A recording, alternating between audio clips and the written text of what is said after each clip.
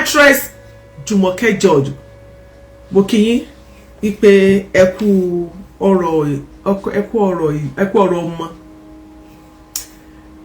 nígbà tí ọ̀rọ̀ yìí ṣẹlẹ̀ lórí ọ̀rọ̀ actress Jumoke George, a lot of people they came out, they were talking, saying a lot of things. Ṣé rí pé mi ò sọ̀rọ̀, mi ò jáde, mi ò sọ kankan. Mi ò sọ, kí ló dé tí mi ò fi sọ̀rọ̀? Ọ̀pọ̀lọpọ̀ làwọn èèyàn tí wọ́n wá tó ń bá mi pé Iyalaje ẹ bá wa dá sí. Mo ní nǹkan tó ń ṣẹlẹ̀ báwọn èèyàn ṣe ń dá sí ọ̀rọ̀ yìí mo ló wrong. Most of àwọn tó ń dá sí, mo ní they don't understand.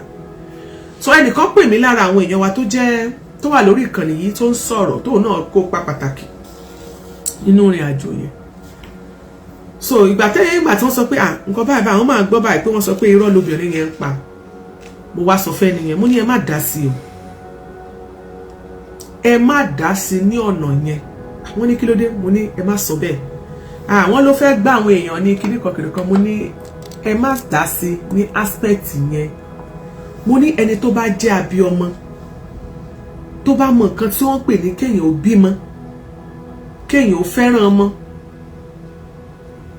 Mo ní you understand nǹkan tárábìnrin yẹn pass through. Mo ní ẹ má gbé ní aspect yẹn. Wọ́n ló fẹ́ parọ́ gbowó ni. Mo ní ṣé ó fẹ́ parọ́ náà kọ́mọ ẹ padà wálé. Ṣé ẹ rí mo kàn fẹ́ rọ àwọn èèyàn wa lórí ìkànnì yìí pàápàá jùlọ àwa tá a jẹ́ sọ̀rọ̀sọ̀rọ̀.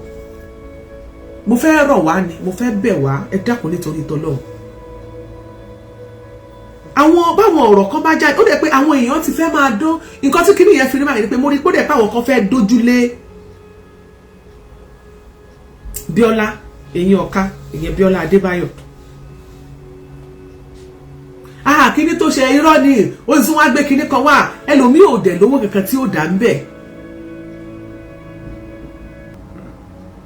Ṣùgbọ́n kẹ́lòmíì ó jáde kó sáré máa sọ kó máa lo ẹnu àlùfàǹṣà kó máa fi bá kó máa fi sọ̀rọ̀ kó máa fi dá sí ọ̀rọ̀ ó kù díẹ̀ káàtó.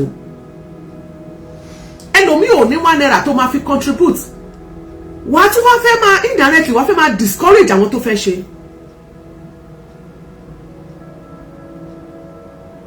Ẹni tó bá mú actress Jumoke George dáadáa tí mo dẹ̀ mọ̀ yí pé ó lè jẹ́ pé àwọn ọmọ Indomies wọ́n lè sọ pé Indomie kìíní wọ́n lè láwọn ò mọ̀. Ṣùgbọ́n wà tá a bá mọ̀ actress Jumoke George dáadáa á mọ̀ wípé woman yẹn ó ti nínú theatre industry yìí nínú movie industry yìí arábìnrin yìí nígbà tí Jumoke George ń jẹ́ Jumoke George kò ṣe é fọwọ́ rọ́ sẹ́yìn. Àwọn show àwọn films tó máa ń ṣe yẹn standard ones ni. Tó bá ń sọ̀rọ̀ tó bá ń ti òyìnbó bọ̀ láàrin tó bá ń pronounce àwọn words yẹn orí yín máa wú ni. You will love her.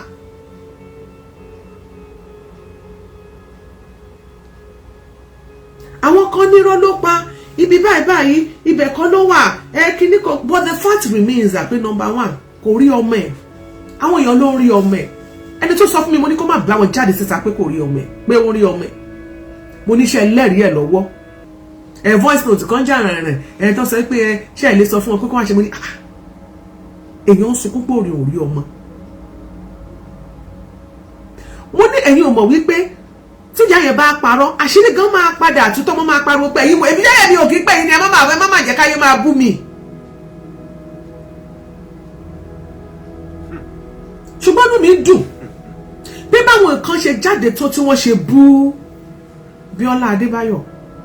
Àwọn kan rí charles ní mo sọ fún mo ní look in a situation like this mo ní ẹ lọ pé arábìnrin Àbíkẹ́ Dábíró because ìgbà tí mò ń ṣètò lórí Star FM nìbàdàn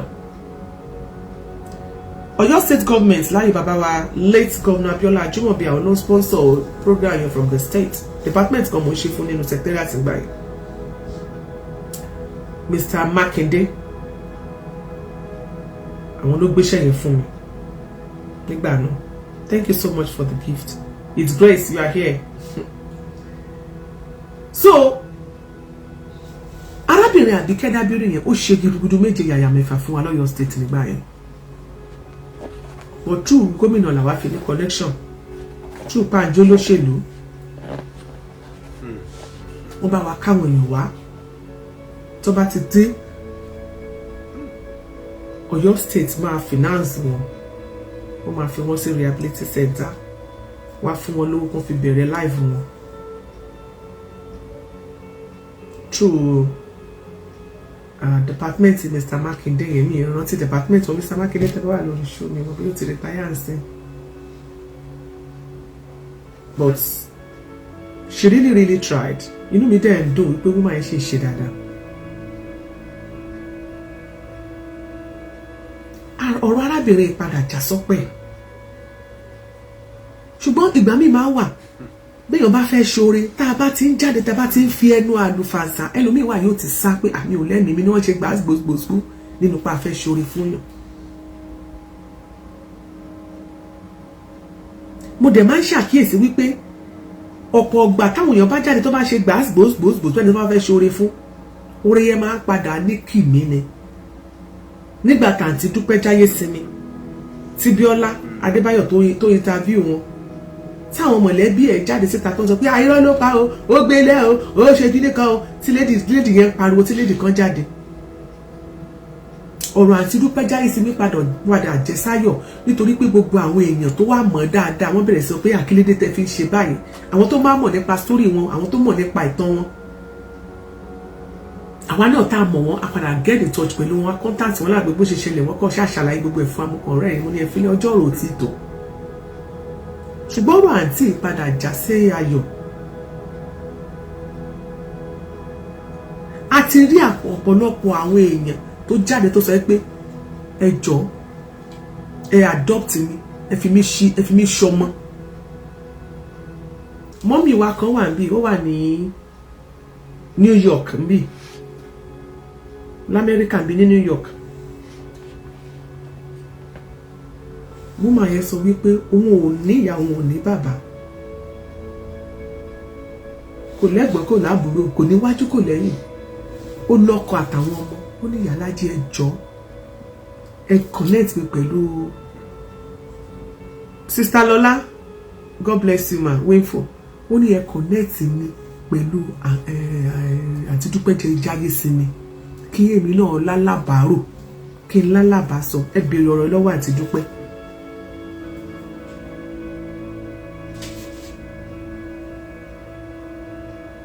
Ó ní Iyalaje ẹ ti ẹ kọ́kọ́ fún mi lákàntì wọn lọ, ẹ kọ́kọ́ bá mi fi ẹ kọ́kọ́ fi 150,000 síbẹ̀ náà, kàn tí ọkọ́ fi yẹn ṣe pé kàn jọ kàn accept mi, kémi àti wọn kájọ máa sọ̀rọ̀, kémi náà tiẹ̀ mọ̀ pé mo lẹ́nìkan bí ẹni bí ọkọ mi tó jẹ́ bí ọ̀rẹ́ bí sister, kémi náà mú ní sister.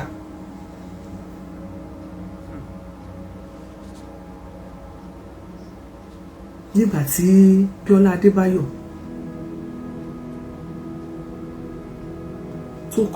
tó ṣe fídíò kan tó wà tàǹtí Dúpẹ́, mo dẹ̀ ń sunkún,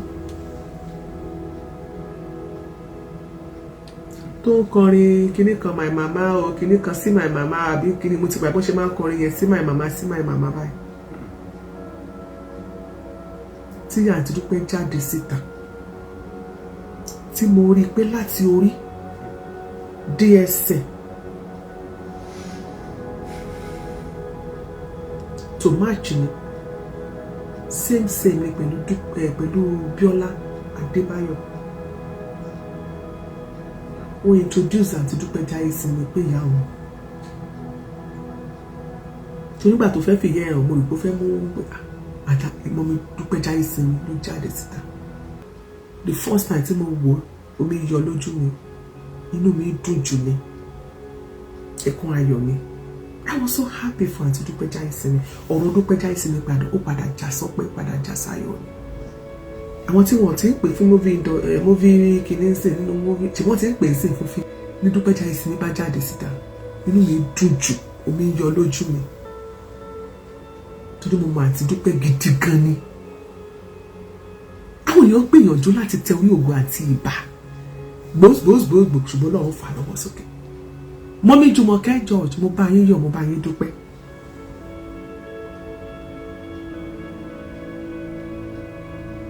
Ẹ̀yin náà ẹ̀ wo ẹkún abiyamọ, wọ́n ní láwọn ohun àtọmọ́jọ nọlẹ̀ ni. Àǹtí Dúpẹ́ jáyé sí mi, mama Jumoke,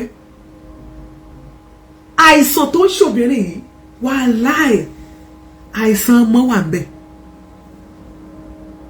Àìsàn tó ń ṣe actress Jumoke tó fi ń fò ní kúfọ̀lá dìde, àìsàn àìrí ọmọ ẹ̀ wàláì yóò kó 70%. Gbogbo alábí ọmọ tó ń gbọ́ mi ló mọ tí mò ń sọ. Gbogbo ẹni bímọ ọmọ tí ò gbúrò yẹn, ìyá yẹn gẹ́gẹ́ mọ̀ nínú ọkàn ẹ̀ wípé nǹkan ò bẹ́sikẹ́, nǹkan ò ṣe nì, tí nǹkan bá ṣe yóò kò ní rántí ọmọ ni.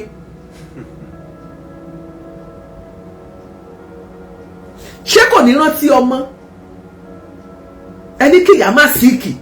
Ìwọ tó o bá ti jẹ́ ọ̀dájú abíọmọ, tó o bá ti gbúrò ọmọ ẹ, tọmọ ẹ sì lọ tó sì ń gbọ́ pé wọ́n ń ṣẹlẹ̀, kó mọ fẹsẹ̀ kó mọ lóun wọ mọ́tò láti bí lọ Mali, èmi ò mọ tẹ́ ẹ̀ bá ká tẹ́ lọ́ ṣògbó ẹrú.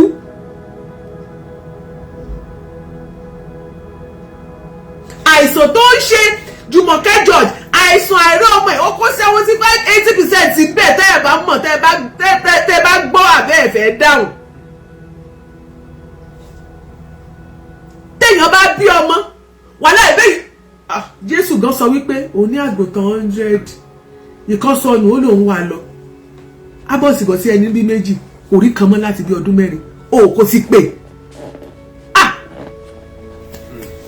ẹni tó bá jẹ́ ọ̀dájú àbíọmọ ni yóò mọ jẹun, ni yóò mọ yára jẹ pé ibi ọba wà ó, bó bá wálé náà mo tó rí ọ. Àbíọmọ wo ló jẹ́ ṣerú ẹ̀?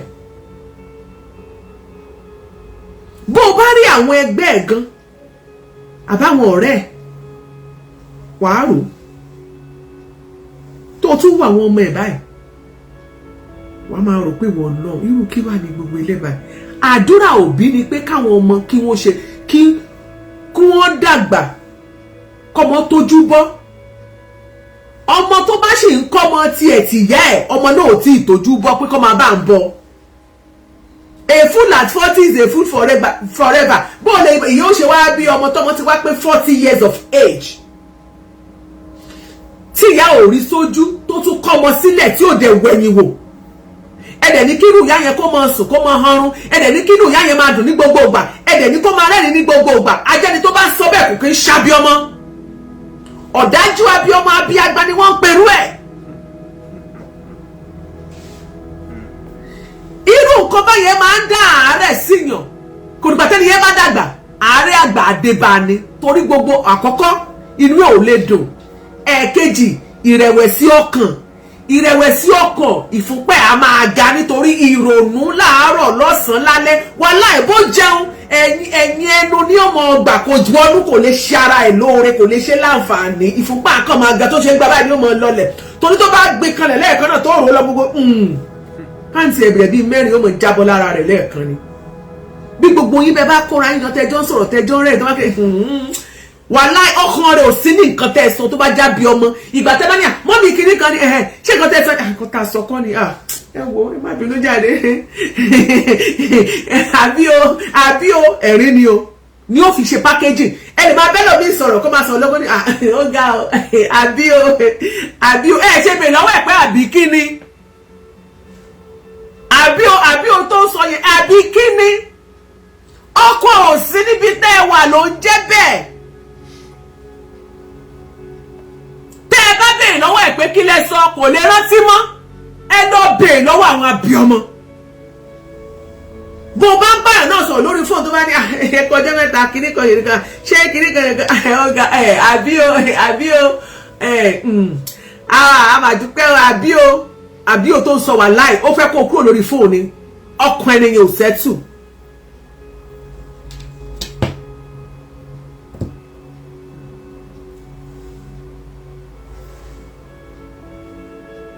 Fún gbogbo ẹ̀yin tẹ́ ẹ sọ̀rọ̀ àlùfàǹṣà, sárábìnrin yìí mo gbàdúrà kẹ́ ẹ bọ́ sí kọ̀rọ̀ yàrá yín kẹ́ ẹ tọrọ àforíjì kẹ́ ẹ dẹ̀ gbàdúrà kọ́nà Olódùmarè kó mọ́ fi na ọmọ ìjọ wa. Ẹ gbàdúrà pé ò ní rírú ẹ̀. Ẹ gbàdúrà pé ọmọ wa ò ní sọnù.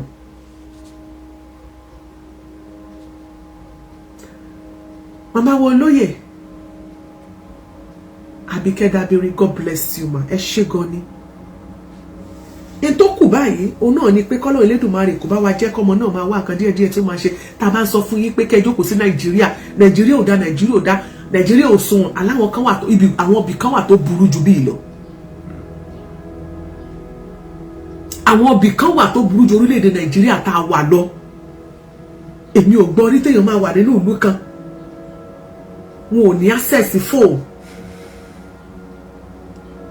Ṣayọ̀ Amoruf, God bless you. Wọn ò ní access phone. Ìyá tó jẹ́ ìyá Yorùbá wọn pé nílò òun màmá yẹn sọ pé tó bá wá fún meeting òun máa ń yá ọ̀pọ̀lọpọ̀ wọn ní phone kí wọ́n fi pele. Ẹ just imagine phone tó nǹkan tó kéré jù Nàìjíríà yìí tó kéré jù tí everybody wá lè ní phone because láti ìgbà wo la ti ń lo fóònù ṣé láyé pẹ̀lú padà apá ń romí ni ká sọ ni. Ayé ìgbà kan wọ́n kọ́kọ́ bẹ̀rẹ̀ pẹ̀lú landline ayé sún síwájú wọ́n bẹ̀rẹ̀ sí lo cellular dé abẹ̀rẹ̀ sí lo pẹ̀lú padà apá ń romí 3310 gradually ibi abára wa dé lónìí àwọn kan ti sún kúrò lórí Android wọ́n ti bọ́ sí orí iPhone àmọ́ tí ó tún délé náà báyìí bóyá wọ́n tó sọ fóònù di tẹlifíṣàn sí láti mọ̀ tẹ́nu ilé àti ìmọ̀ bí ti technology ń lọ. Ìtọ́ kéré jù nínú ayé téèyàn lè ní lórílẹ̀-èdè Nàìjíríà bí ẹ bá dọ́dọ̀ aláàrù bí tó ti rú àrù lọ tó bá di pẹ̀lú ọ̀nà àlọ́ ìyá Síkírà mò ń bọ̀ ṣé kí wọ́n bá yín gbẹ́rù ni mò ń bọ̀ yóò tún di padà sínú ọ̀pọ̀ ẹ̀ ni.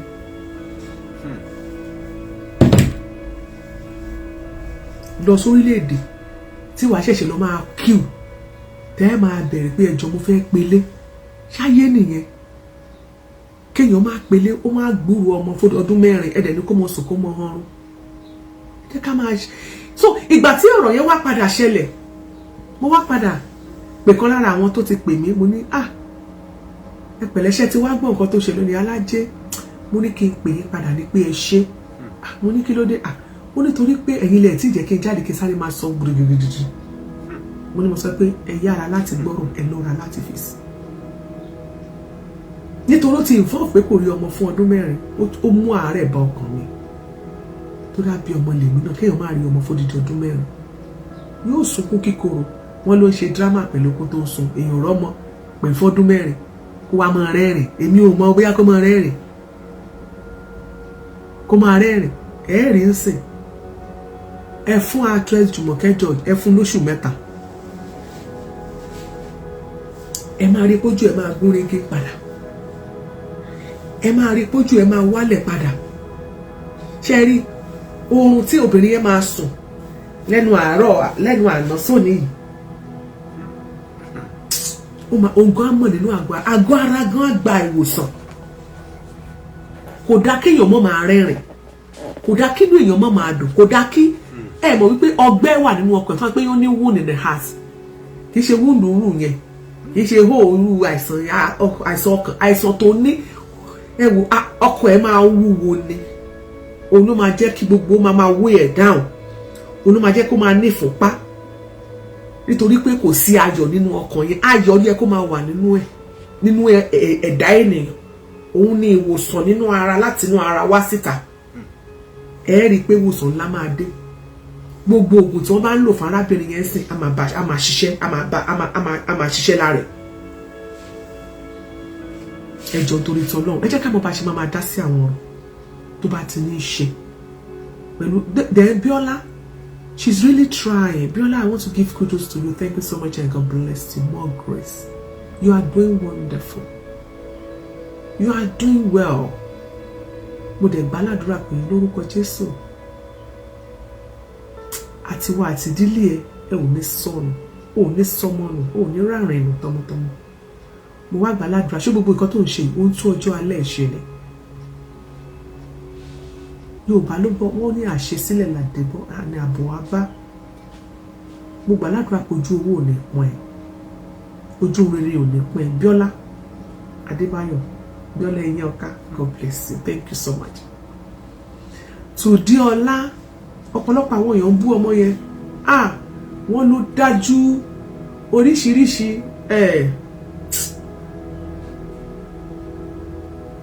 olórin kan sọ pé wọn ojú mi rí ẹnu kò lè sọ olúmọ tójú ẹ̀ rí òun ló lọ̀yọ́ ló tọ̀yọ́ bọ̀ bọ́yọ̀ dùn òun ló mọ̀ bọ́yọ̀ tún dùn nídàkejì òun ló mọ̀ má jẹ́ ká bú. Ìṣòro ti wà nínú wọ́n ti ní problem tẹ́lẹ̀tẹ́lẹ̀ tó ara yé rò bí kò sí problem. Láti bí 4 years ago tọ́mọ yẹn ti lọ before kó tó lọ ìyá ẹ̀gán ti ń gbé no church problem ti wà. Gẹ́ẹ̀tì àárín yẹn kò sí ẹnikẹ́ni tó lè ràn lọ́wọ́, kò sí olùrànlọ́wọ́, ó wọ̀ tó wò sí kò sí olùrànlọ́wọ́. Ó wà rò wípé jẹ́ kó wá ṣe ajé lọ. Iṣẹ́ ajé ló sọmọ nù bí òkò rọ́bà. Ìṣòro tó máa dé bá wa tá a kọ́ mọ́ ńlẹ̀ bóyá yálà ọkùnrin àbí lóbìnrin láàní máìdí ibi tá à ń lọ bóyá ojú ogun ni àbí lẹ́yìn ogun ni táà ní ibi orí ń gbé ní rèrè já lọ ọbẹ̀. Ọlọ́mọdé àdókò ká tó kòrókò tó from fry pan to fire ni. Ọmọ náà dán wò ní ká ló bá kúkú lọ tó bá kúkú kẹ́rù tó kẹ́rù bọ̀ wálé a ò ní bù. Òun ni òun ló sọ ló jẹ́ kó rí báyẹn bẹ́ẹ̀ kó gọ̀.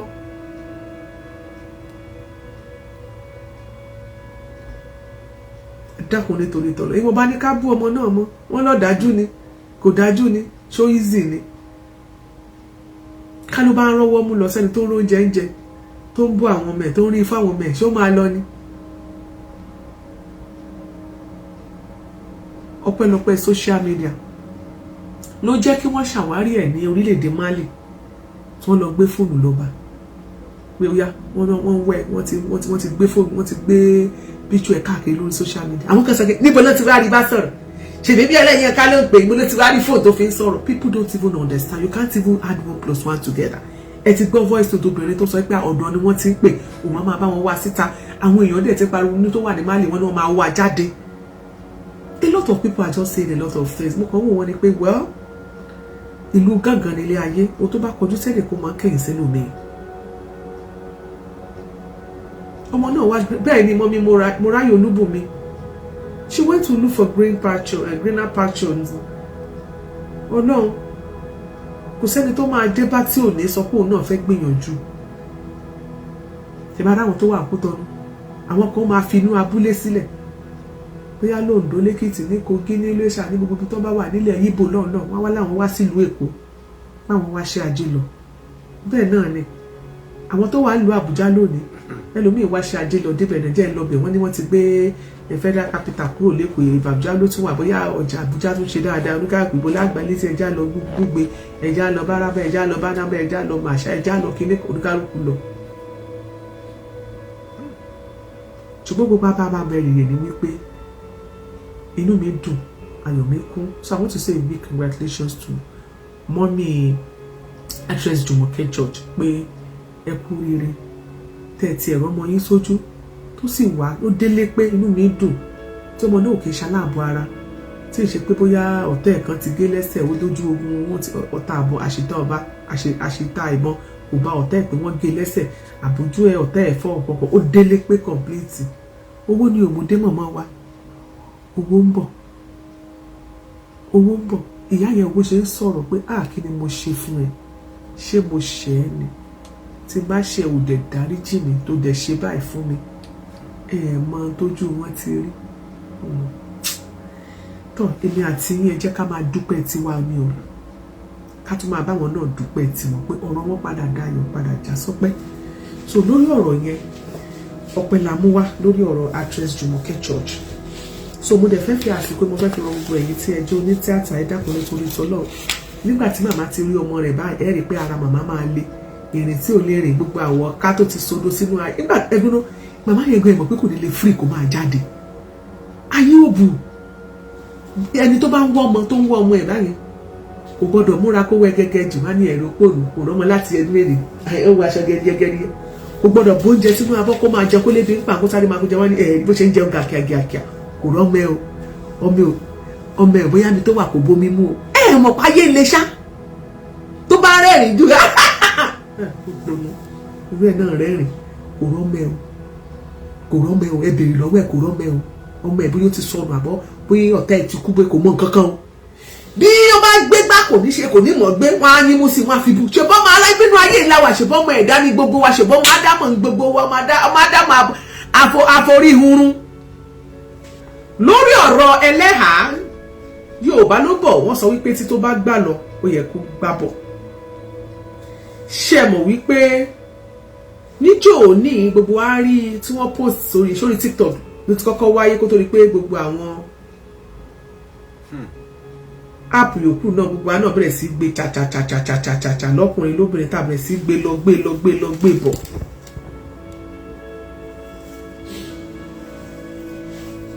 Eleha tí wọ́n nà bí ẹni lu bàrà jò ní tí wọ́n káṣọ ẹ̀ sókè tí wọ́n ká ojú ẹ̀ sókè tí wọ́n á rí gbogbo ẹ̀ tí wọ́n lọ́pọ̀ ẹ̀ náà torí 800,000. Ẹ jẹ́ ká fún wa ní update lórí ẹ̀. Kó tó di pé mo máa bẹ̀rẹ̀ update mo kọ́kọ́ fẹ́ dúpẹ́ lọ́wọ́ àwọn ikọ̀ tó jẹ́ wípé wọ́n ṣiṣẹ́ yẹn. Someone is trying to call me. Ká dúpẹ́ lọ́wọ́ àwọn tó ṣiṣẹ́ yẹn. Wọ́n ṣe dáadáa o. That is an update number 1. Wọ́n ṣe dáadáa lórí ọ̀rọ̀ Eleha yìí. Torí a ti rí wípé bọ́ọ̀nà ẹ jẹ́ kí n lọ. Wọ́n ti gba ilé fún Eleha according to wọ́n náà tún gba shop fún Eleha. Ó ní nǹkan kan tá máa analyze tá bá dé àárín yẹn bóyá ká kàn bẹ̀rẹ̀ díẹ̀. Ẹ jẹ́ ká play nǹkan tó ṣẹlẹ̀ lónìí ká lè mọ nǹkan tó ṣẹlẹ̀. Wọ́n ti ṣe dáadáa o. Bí a bá rẹ́nìkan tó bá wà nínú ìdánwò tó wà nínú àdánwò ni kì í ṣàdántán. Ẹni tó bá wà nínú challenge ni challenge ló wà kì í ṣe màlété.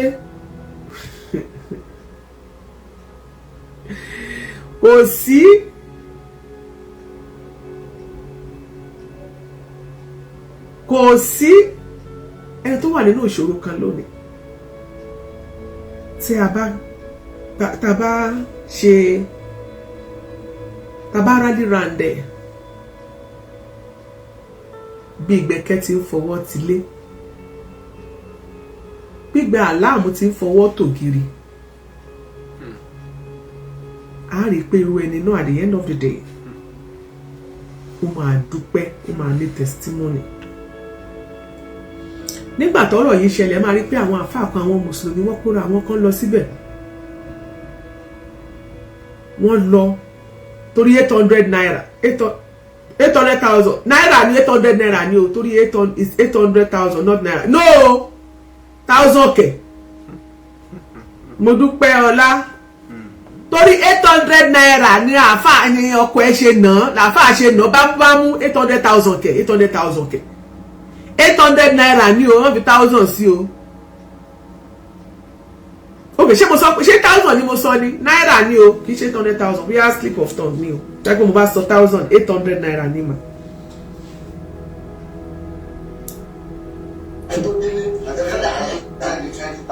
Ẹni sùn ẹ jẹ́ kí n bẹ̀rẹ̀ láti ṣẹ̀ṣẹ̀ bẹ̀rẹ̀ fídíò yẹn torí wọ́n ṣe dáadáa o ẹ tí wọ́n bá ṣe dáadáa èèyàn bá ṣe dáadáa mọ̀ páwa máa ń sọ àwọn òsì ń di àbòsí.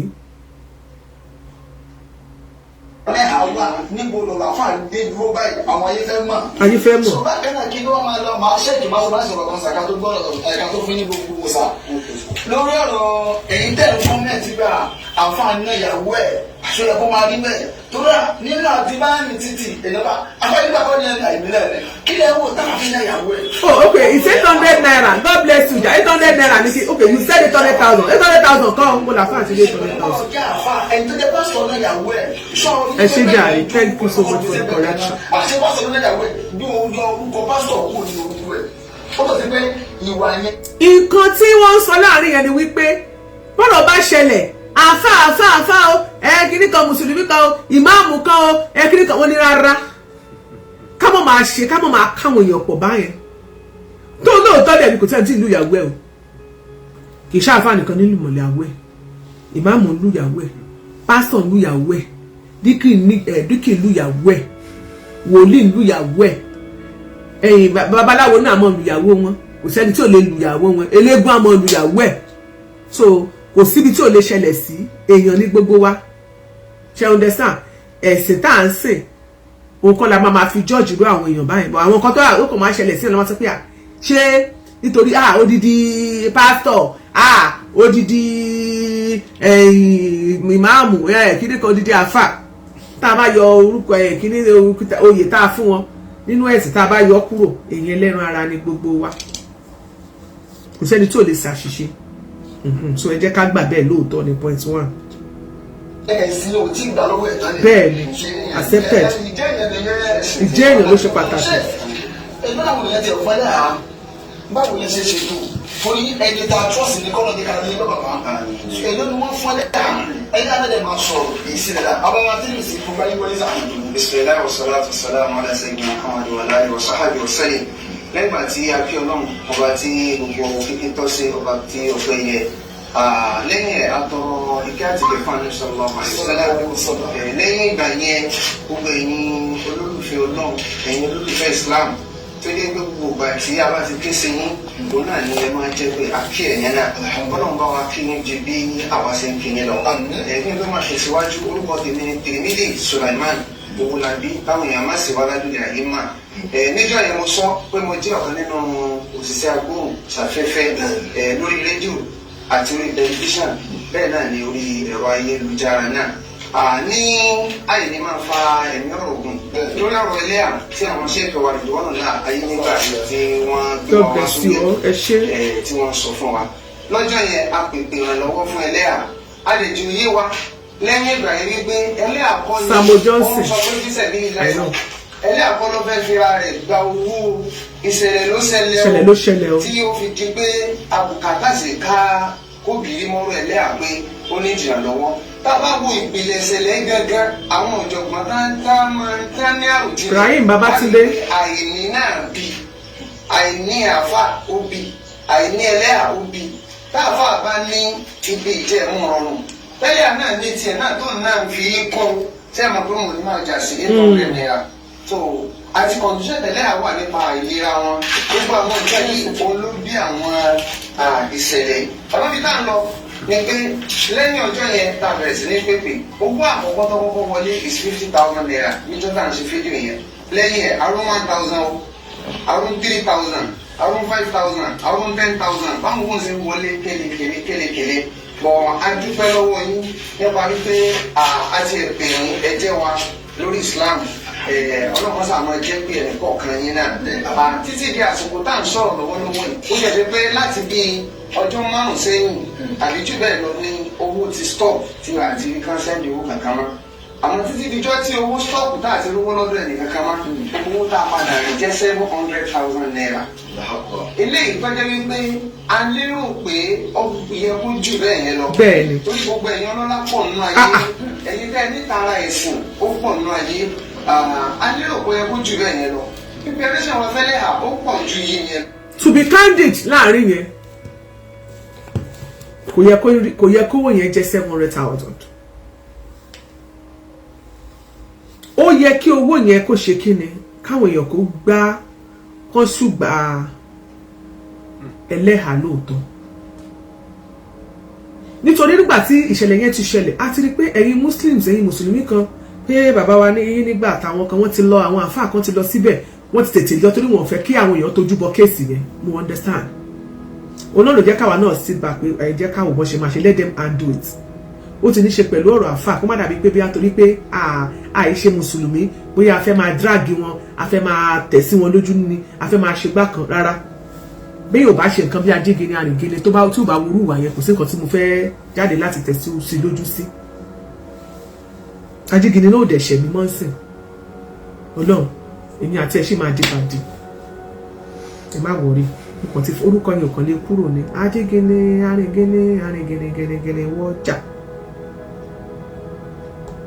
ṣèbí mo rí sẹ́yìn kìfọ́ lọ́n ṣọ́nà tó yẹ kí n jáde kí n kó fún tó lọ́n fẹ́ ló ń já wáyà àwọn náà dákẹ́ àkókò sọ̀rọ̀ kì í ṣe pé wà á hé tí wọn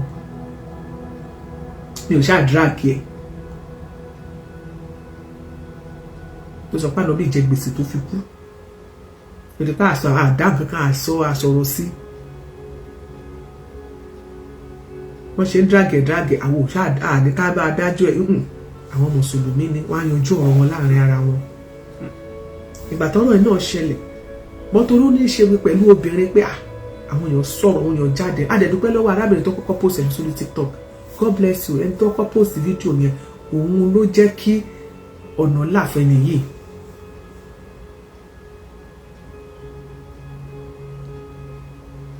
but gbogbo ẹ̀yin tẹ́ ẹ jẹ́ bàbá wa nínú ẹ̀sìn Islam ẹ má bínú ẹ̀yin olówó ẹ̀yin ọlọ́lá tẹ́ wà nínú Islam tẹ́ ìran yàn ní àjì 8 million 10 million 5 million irú obìnrin yìí wà láì nídìí 5 million fún tẹ́ ẹ bá fún ní 2 million 3 million ìgbésí ayé àdẹ́yẹ padà sí dáadáa àwọn olówó wà nínú yín ọlọ́lá wà tó yẹ kẹ́ ẹ máa ṣe irú nǹkan báyìí torí pé nígbà tó yẹ kọ́kọ́ ṣẹlẹ̀ àwọn èèyàn kọ́ sọ pé torí ó jẹ́rẹ̀ lẹ́tí kọ́kọ́ sáré lọ síbẹ̀ ẹ̀fẹ̀ kó ṣí ẹ̀ra ojú ẹ̀ ti sọ pé ṣé tá bá ṣí ṣọ́ọ̀bù fún ẹ tá bá gba ṣọ́ọ̀bù fún ẹ ṣé wàá ṣì máa lẹ̀ á lọ ṣé ò ní yọ ṣé ò ní ṣe another video làwárí tẹ wá sọ pé obìnrin tẹ sọ pé láti kékeré ni òun ti ń ṣe títí lòun ti ń ṣe nǹkan fúnra ara wọn àfàkọ́ ló hàn lẹ́hà ẹ ṣàǹgbà wájú ẹgbẹ́ yìí gbogbo ẹ̀ náà láàrin gbogbo ẹ̀ náà pákéjì gbogbo ẹ̀ náà wà òkè lára tèmi kò nẹ́mẹ́ lára ó sì wà òkè bẹ́ẹ̀ mo rí pé yes ẹ ṣe protect tẹ́ gbé dání ni ojú òde fẹ́rú ẹ̀kọ́ bó yẹ kó ṣe rí náà nìyẹn but ó yẹ kí àwọn èèyàn kí wọ́n jáde síta I'm telling you kí wọ́n ran Eleha lọ́wọ́ jù báyìí lọ bóyá ẹrù dẹ̀ ń bà wọ́n bóyá torí pé àwọn àáfàá ayé nígbà àkọ́kọ́ láwọn èèyàn wọn tó fẹ́ bá wọn gbowó yẹn àti lédì yẹn náà ti sọ pé wọ́n fóun lówó díẹ̀ gbogbo ẹ̀ náà la gbọ́ kó fi jíṣẹ́ yẹn ẹni tó kọ́ post fídíò yẹn wọ́n ní gbogbo owó yẹn náà fi jíṣẹ́ but ẹ̀rí pé development update sí wà torí yẹn gangan ti ní àkáǹtì títì ẹ̀ so whatever you want to give bóyá ẹ̀yin tẹ́rù bá pé bóyá ìfẹ́kẹ́ nìkan yọ nínú owó yẹn bí àwọn ní fi jíṣẹ́ pé she has an account now ẹ fi sí inú àkáǹtì ẹ ṣe dáadáa ẹ jẹ́ ká fara wa mọ́ra Kristẹni náà lè fún lówó òdòdó kó jẹ́ pé mùsùlùmí nìkan ló máa fún lówó ẹnikẹ́ni tí wọ́n bá nípa láti ṣe ìrànlọ́wọ́ fún òun náà lẹ́nu kejì kò tọ́jú ẹ̀ dáadáa wọ́n á sọ̀rọ̀ lọ. láwọn nǹkan tá a ti drawing sílẹ̀ bá a fẹ́ ṣe fún Eleha látara èyí tó jẹ́ pé nífẹ̀ẹ́ sí àwọn 700,000 owó darí nínú 700,000 yẹn àgbà ilé fẹ́ Eleha nígbà yìí nínú 700,000 yẹn àgbà ṣọ́ọ̀bù fún Eleha nígbà yìí nínú ṣọ́ọ̀bù yẹn la wà báyìí ṣọ́ọ̀bù yẹn very fine wọ́n dẹ̀ fi káyìí nínú ṣọ́ọ̀bù yẹn ẹ bá mi gbé kámẹ́rà sílẹ̀ lẹ̀ ṣọ́ọ̀bù yẹn fine nínú ṣọ́ọ̀bù yẹn la wà báyìí ẹgbẹ́ sí ìta náà iwájú títì ní ibi tí ṣọ́ọ̀bù yẹn wà ọkọ̀ ní sí títì straight so àgbà ṣọ́ọ̀bù fẹ́ Eleha lára àwọn pírọ́blẹ́mù tí Eleha ní oní wípé wọ́n free nípa wípé lọ́jọ́ yẹn gan abèrè pé wọ́n free freedom Eleha ò ní freedom fún Eleha lẹ́yìn. obìnrin wà nílé ọkọ kò ní freedom kì í ṣe Eleha nìkan ló wà ní station báyẹn ẹ ń bú ẹni tó wà ní Mali pé kò ní fóònù Eleha náà wà ní ọkọ bí ẹni tí ò sí ní ọkọ ni ó ń bẹ lọ́dọ̀ àfáà bẹni tí ò sí nílé ọkọ ni kò ní freedom àwọn náà confirm ẹ̀ common phone kò ní bóyá èèyàn ti fẹ́ contact ó fẹ́ get in touch pẹ̀lú àwọn family ẹ̀ àbí nǹkan kan ṣe ó fẹ́ sáré tọpa àbó tiẹ̀ broke olówó lọ́wọ́ ọlọ́rẹ̀ kan tó tẹ̀ wá sáré pé àbí àǹtí mi ẹ̀jọ̀ bọ̀dá mi bí nǹkan máa ṣe rí láàárọ̀ ìmáà ní mi màá tí ì jẹun ọ̀ ẹ̀jọ̀ ẹ ràn mí lọ́wọ́ kò sí bẹ́ẹ̀ nǹkan bá tiẹ̀ fẹ́ ṣe láàánú kò sí fóònù tí wọ́n pè sí.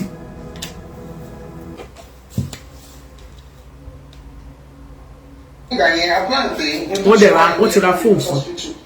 so ìkànnì àwọn èèyàn wọ́n pè wáyé pé àbá jẹ́ kí Eleha wá hospital anáwó ní hospital náà ní. wọ́n ṣe dáadáa o kudos to you guys wọ́n gbé Eleha wọ́n gbé lọ sí hospital wọ́n sọ hospital bill ẹ̀ torí pé ìyà yẹn pọ̀ fún ìyà yẹn sì ti ń pọ̀ kì í ṣàkọ́kọ́ tí àáfàá ti ń nà nìyẹn so àrùn kìíní pẹ̀lú àìlera ara tó tún ní wọ́n lọ ṣètọ́jú fún hospital very good you did well SARS wọ́n gba ṣọ́ọ̀bù fún Eleha wọ́n dẹ̀ tún gba ilé nínú 700,000 yẹn wọ́n ilẹ̀ tí a nà ilé síìpù ládùúgbò yẹn. ilé ìwòsàn tó lóko nínú Ìbàdàn bíbá yìí tó lóko tí èsè ilé ìwòsàn agboolé tó anáwó náà ní hospital náà. lẹ́yìn yẹn a tún fún Eleha ní àwọn chẹ́ńjì díẹ̀ láti máa fi jẹun àfọwọ́n chẹ́ńjì díẹ̀ láti máa fi jẹun. tó ọwọ́ ibi tí wọ́n kù sí nìsín ilé la gbà ṣọ́ọ̀bù la gbà fẹ́ Eleha a ṣètò hospital fún wọn a fún wọn fóònù a sì fún wọn lówó kékeré láàrin àsìkò yẹn ọwọ́ àkókò ní ọjà ó sì wọnú ṣọ́ọ̀bù ẹ̀rọ ọlọ́run kan kọ́lọ́n bá wa ṣe dáadáa fún wọn kọ́lọ́n bá wa ṣàlékún dáadáa wọn kọ́lọ́n bá wa ṣàlékún àrísìkí wọn báyà wọn náà wọ́n wò wá báyìí àwọn náà ṣàdéhùn pé pẹ̀lú ògùn ọlọ́run ká lọ sírò gbogbo tí yóò jẹ́ nǹkan tí Eleha wọn máa tà ní sọ àlè ti ṣéwẹ̀ àṣẹ́ǹdè sí wọn wọ́n dẹ̀ ní láàyè pé pẹ̀lú ògùn ọlọ́run ìmọ̀ wọn gbé ládéhùn pé àwọn làwọn ṣe ládéhùn àwọn òbíyà rẹ̀ àmọ́ títí lásìkò yẹn àti ìlú wọn á ṣe ọlọ́run wá bá ara ẹni náà lọ́wọ́. àwọn tó máa ràn mí lọ́wọ́ bàbá bá mi ràn wọ́n lọ́wọ́ ọdún yìí ti ń lọ. wọ́n lẹ́nìkan tí ó promise Eleha gan pé n tó bá máa rà sínú shop òun máa gbé wọ́n lẹ́rú ọlọ́run kan wọ́n ní ṣùgbọ́n ò tí ì gbúrò látọ̀dọ̀ ẹ̀. àdúrà mi ni wípé ọlọ́run Elédùmarè á tún bá mi ran ẹni náà lọ́wọ́ dáadáa. ẹ má wàá dúró lórí pé nìkan ti fẹ́ ṣe ẹ jẹ́ kí gbogbo àwọn tí ọlọ́run bá fi sí lọ́kàn kó ṣe gbogbo ẹ̀yin tí ẹ lórúkọ tí ẹ máa ń ṣe kárí mi ẹ má ò lè ṣe kárí mi ṣe kárí mi eléyìí gangan ni la fẹ́ ẹ jọ̀ọ́ ẹ bá wa ràn wọ́n lọ́wọ́ ẹ ràn Eleha lọ́wọ́ o. ìpè náà bá ti sẹ́ǹdì sí wa pé iye owó ọjà náà sí yẹn òun eléyìí o so a tún padà tún ó ṣeéṣe kí n má promise a tún padà ṣe fídíò ọjà Eleha nígbà tí gbogbo ẹ bá ti sẹ́ẹ̀tì rẹ̀ ọ̀nàwọ́nàwọ́ báyìí ilé ó ti yọ kúrò bẹ́ẹ̀ ṣọ́ọ̀bù náà ó ti kúrò bẹ́ẹ̀ àtàwọn nǹkan pẹ́ẹ́pẹ́ẹ́pẹ́ mi ìfún ààrẹ nìkan sísà kan pè mí ṣé Dubai kọ́ ló lóun wà nílé ó ní òun bọ̀ wá sí Nàìjíríà fún léyà ó ní gbogbo tó jẹ máa ń wíẹ̀s ìmáàrù ní o ìjáàbù ní o God bless you. àwọn sọtẹ́lẹ̀ ó mọ wọn bá wọn kó wa Ọlọ́run ṣe wọn bá ti wá sí Nàìjíríà nígbà léyà wọn máa fún Ọlọ́run á ràn sísà yẹn lọ́wọ́ láti Dubai God bless you. wọn fẹ́ náwó ara sọ ara nǹkan pé òun ó ṣe yẹn tó Ọlọ́run bá wọn ran gbogbo wọn lọ́wọ́ àmín àwọn nílẹ̀ tí wọ́n láníyàn dáadáa náà gbogbo wọn náà ní Ọlọ́run bá lékè ọlá ní ọ̀wọ́ ràn lọ́wọ́ pẹ̀lú Ọlọ́run tóbi sí nǹkan dé dúró nìyẹn lẹ́kọ̀ọ́ rẹ̀ dẹ́ àkókò bò ní ṣọ́ọ̀bù yóò ṣe kún fún ọjà sí àìní tí ń bá wọn fínra tó ń bá wọn fínra tó Ọlọ́run bá lékè ọlá kó ṣe dáadáa fún wa lẹ́yìn ìgbà tí gbogbo yẹn ṣe owó wa padà ṣẹ́kù 200,000 cash lókù ètò àpò fún Eleha lójú gbogbo ayé nìsín ìyẹn ní abala alákọ̀ọ́kọ́ ní sókílẹ̀ kejì gbogbo àwọn akíndẹ̀ tó bọ́ sí ìdíyẹ gbogbo àwọn tó jẹ́ pé àwọn ṣe fídíò Eleha tá a pèpè ìrànlọ́wọ́ fún Eleha àti ìrẹ́ nìkan kan o. ṣe gbọ́. ẹni tí àwọn wàlẹ́ tó ń lọ Ọlọ́run ẹ bá wa ṣe program ẹ ṣe ẹ lọ. wọ́n ní ẹ ṣe ẹ program wa. ó yẹ kó ẹ bá mọ̀ pé ẹ máa ń gé fídíò ẹ bá wa gé fídíò yìí torí wọ́n ti wá fẹ́lẹ́ hà pàwọ́ ṣiṣẹ́ wọn. Ẹlẹ́ha ò dẹ̀ tọrọ owó lọ́wọ́ ẹnìkan àwọn aláṣọ pé Eleha ní bùkátà sí ṣé ọ̀rọ̀ tẹ́lẹ̀ gbẹ́nu ẹ bá gbẹ́nu lé. gbogbo àwọn tó wá ṣe fídíò Eleha. ẹ mọ̀ fẹ́ Eleha ẹ bá fẹ́ yàn pawọ́ ẹ mọ̀ mọ́ fọwọ́ dí sí ẹ kẹ́ mọ́ máa ríru ẹ̀. àyè ẹnìkankan abẹ́rẹ́ Eleha kan tó àyàfi sísá wa kan tó lẹ́yìn pé wọ́n gbé fídíò yẹn ní àtìlẹ̀ tó chẹ́ǹjì kékeré làwọn náà lẹ́rìí ó dà owó yẹn la lè sọ pé Eleha fi ń jẹun irú bá tẹ̀lé àṣírò àwọn gbèsè tí wọ́n jẹ owó yẹn bẹ́ẹ̀ tó bí 100,000 Eleha jẹ ní gbèsè ilé ọkọ kò í sí o ilé ẹ̀kọ́ ni lẹ́yìn sísítà yẹn àti ìrí ẹnì kankan owó jíṣẹ́ fídíò yẹn àrílẹ̀ kankan kó wá sọ́dọ̀ Eleha o so arọ wa torí tọ́lọ́ ká bẹ̀rù ọjọ́ tí ó kù wá kú sẹ́ẹ̀rẹ̀ wa nínú sàárè. nǹkan tó ṣẹlẹ̀ ní àǹfààní wípé ní sùúrù o gbogbo ẹni bá kọ́ọ̀tì fídíò yín gbogbo nǹkan ni wọ́n fẹ́ẹ́ fẹ́ Eleha pawó o ẹni tó bá ṣe ṣó tó bá gbé àkáǹtì jáde pé ẹ wá ran Eleha lọ́wọ́ irú ẹni yẹn lẹ lè expect owó lọ́dọ̀ ẹ o gbogbo àwọn tó ṣe ṣó kọ́ ni wọ́n ṣe ṣó Eleha gbogbo nǹkan ni wọ́n máa rán sí yín o oníkálùkù lè gé kọ́kọ́ post yẹ o wọ́n lè gé fídíò yẹn kọ́kọ́ post yẹ kó analyze ẹ̀ kí wọ́n má fi Eleha pawó kí wọ́n máa sọ pé bíyá gbogbo àwọn tó gé ẹnìkan náà ni ó fowó jíṣẹ́ ẹni tó kọ́ post fídíò yẹn tó gbé wá sórí social media yes ayé lè dáwó sọ́dọ̀ tiẹ̀ gbogbo ẹni analyse ẹ̀ tí ò gbá káǹtì jáde níbo bọ́ọ̀lù ayé ò ní fún wọn lówó bó ṣe máa ń rò lórí social media nìyẹn o àfi tí wọ́n bá sọ lórí ètò wọn pé ó dáa ọ̀rọ̀ Eleha tá a sọ yìí ẹ jẹ́ ká dáwó fún tí wọn ò bá ní kán dáwó fún wọ́n lè lò lórí show wọ́n lè post wọ́n lè ṣe ní kò ní dandan kán wá rán Eleha o ṣe ti get bó ṣe ń lọ nìyẹn so ẹ má expect much lọ́dọ̀ àwọn tẹ́ ló gé o tẹ́ ló ṣe show lé lórí so ó yá ẹ tẹ̀síwájú. tọ́nà lè ká wá ṣèṣe owó àti ìlú ayé wa o tó ń bá wa náà ṣe fídíò à ń retí ọmọ yín ṣọ́ọ̀bù yàtọ̀ kún fún ọjà tó dẹ̀ ti ń pẹ́ jù bóyá ká padà sórí ọ̀rọ̀ yẹn. ẹ jọ̀ọ́ bá mi press love and like lórí Facebook wọ́n ti disturb account mi o. ayé nígbà ọlọ́pàá wa sanyí lẹ́sàn-án rẹ̀ wọ́n fi yín lẹ́sàn-án rẹ̀ o àwọn aṣẹ́kọ̀ọ́ wa náà tí à ń lo péjì wọn yìí àwọn aṣẹ́kọ̀ọ́ àfọ̀dé lálùṣẹ́ Saheed Shittu bí gbogbo ayé ṣe mọ̀ wọ́n sí nìyẹn ọlọ́pàá ìlú ọ̀wọ́ dà o. ẹ bá mi press love and like lórí Facebook ẹ̀yin tẹ́ wà lórí TikTok ẹ jọ̀ọ́ bá mi power tap please. ó níbi tí mò ń lọ gangan lórí ọ̀rọ̀ yìí. gbogbo ẹ̀yin ló kọ lókè kẹ́hìn gbé ẹ̀sìn dání àmọ́ yẹn àbẹ̀mọ́ ẹ̀dá pẹ̀lú ìdájọ́ ẹ̀yin náà dẹ̀ máa wà. ibi tá a fẹ́ analyze ànípẹ́ débẹ̀. ẹ dákun a ní ìdìrànlọ́wọ́ yín lórí ọ̀rọ̀ Eleha. wọ́n ti gbọ́. fóònù nàmbẹ̀ yóò pè jáde fún yín àmì yóò pè àìrúbí nàmbẹ̀ wọ́n máa pè fún yín ẹ bá fẹ́ sẹ́ndì owó sí wọn fẹ́ sẹ́ndì. ṣe jẹ́ ká jẹ́ kó pè é tó bá fẹ́ ràn lọ́wọ́ kó ràn lọ́wọ́. irọ́ la bí fìjà bí ẹ máa bá mi press love and like. wọ́n flag mi ṣé iná ni pé wọ́n flag show mi wọ́n flag mi o please. They are flagging my show on Facebook. Somebody flag it on Facebook. You join me on TikTok. Torí láàárọ̀ ìlú ti gbéra, èkó lè mú gbé Ìbàdàn làwọn wà ní agbègbè Àpẹtẹ. Ṣé ẹ rí màá ń sọ lẹ́ẹ̀kan sí i? Mo sọ níbẹ̀rẹ̀ tó fáwọn tí mo ti gbọ́. Torí àwọn kan ń pàdé mi títí wọn ní àbá yìí bá wọ́n ń tẹ́yìn àwọn àfáàtẹ́ máa ń náyàwó yìí tẹ́wọ́n náà wọ́n lẹ́yà. Ẹ jẹ́ ká bẹ̀rù Ọlọ́run. Èèyàn jẹ́ àfáà.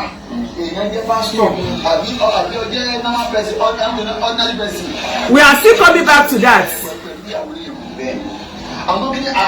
Mami Adejoke, we are coming back to that question. Sisi Ibadan, how are you? Èèyàn mẹ́rin ló wà lórí Facebook sí wọ́n ti flag the show yìí o. Èèyàn mẹ́rin ló ń wo Facebook sí. Wọ́n ti flag Facebook.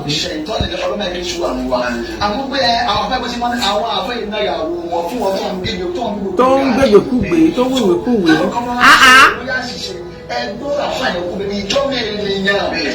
Wọ́n ti flag mi èmi náà rí pé wọ́n ti flag show wọ́n máa padà wá ẹ má wọrí wọ́n ń lo viewers mi lọ́wọ́ ni. Sọ́bẹ̀ wọn bá dìgbà tó bá ló ti yẹ gẹ́gẹ́ wá ẹ̀yin tẹ́ bá wà continue to owó ó ní 1,000 naira ó ní 5,000 ó ní 15,000 ó lè bá àkẹ́sẹ̀ di 150k tí wọ́n. Mọ́mí Olúrẹ̀mí Olújọbí God bless you. Ẹnìkan ní 2 ẹnìkan ní 1 o. Okay, you are still here. Okay, ẹ jẹ́ kí n mọ̀ tó bá ṣì wà níbí. Okay, good. Just see Ọládàpọ̀.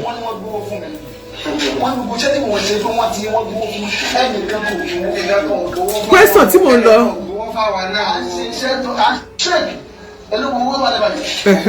Is 200,000 naira. About 500,000. 15. So ó ní question kan tó fẹ́. Ibi tí mo lọ lélẹ̀. Bí tó ṣe máa ẹjọ́ bí kọ́tà fẹ́ dá sí wà ń bì. Ìyábọ̀ Afọlábí Oyèwọlé. Okay o. Ẹ ṣì wà ń bí. Innovative now. Ọlábísí Abdulwahid Ọlábísí. wọ́n ṣe dáadáa o wọ́n ti ẹ̀ try ní ń parọ́. ó pe àkàtẹ́lẹ̀ àná yẹn ẹjọ́ bá fẹ́ yẹn lẹ́yà lọ́wọ́ dàrẹ́ ti ẹ dákun ẹ bá wa sọpọ́ọ̀tì wọn ṣọ́ọ̀bù yìí mo afẹ́jẹ́ kó gbọ́gbọ́ sókè. bẹ́ẹ̀ ni accepted. ẹ tún pe fóònù nàmbà yẹn ẹ bá tẹ̀ fẹ́ pè yín ẹ pe fóònù nàmbà yẹn. 090 24 47 55 52. ẹ̀yin táwọn mi ni mo ti pín àgánì wọlé ọ̀sọ́wọ́ sàlẹ̀ yẹn. ẹ máa love and like lórí Facebook o tó bá ti hack yín wọ́n flag yín ẹ lọ sí TikTok àbí YouTube. ẹ jọ yín táwọn ẹ bá wa share kí nítorí ọdún ẹ bá wa share. ó ní ẹ share. ẹ bá wa share ẹ bá wa share. 09024475552. àmọ́ bọ̀ fílẹ̀ ní kẹ́ ẹ lè ràn wọ́n lọ́wọ́ kẹ́rin kan mọ̀ sẹ́ńdì owó sí mi ò gbowó. ṣọlá kan sí fún ẹ tí ẹ wà ní àdúgbò ẹ̀wọ̀n yìí wà tó wọlé bá wà ní ẹlẹ́yà ìjọba níbi tó dé bí ọlọ́run gbàdá abáfẹ́ká sí ṣe ẹlẹ́yà ẹ̀fẹ̀ náà yìí pẹ̀lú gbogbo àwọn nàìjíríà. ẹlẹ́yà dúpẹ́.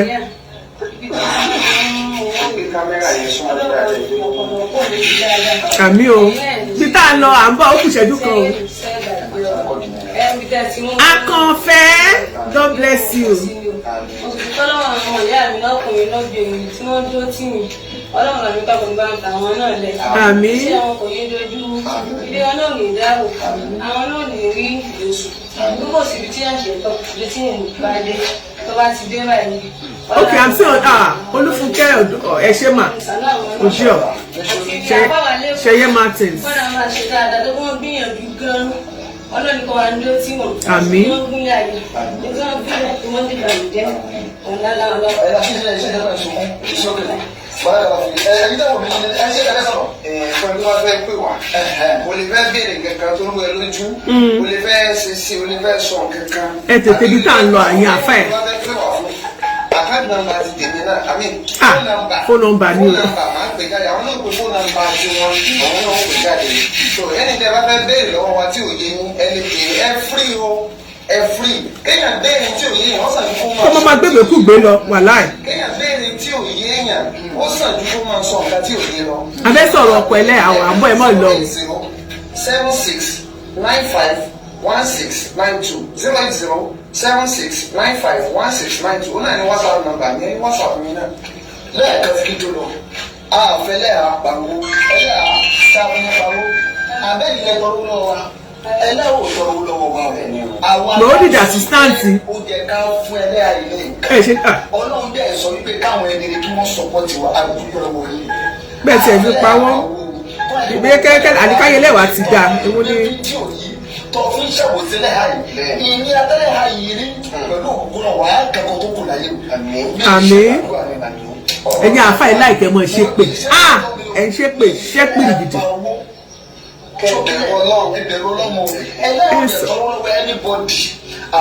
ẹni ẹ máa sọ̀rọ̀ wọn ní wọ́n nílẹ̀ ń tẹ́lọ̀ bá fi sí lọ́kàn ni ẹ máa ṣe lẹ́yìn èèyàn.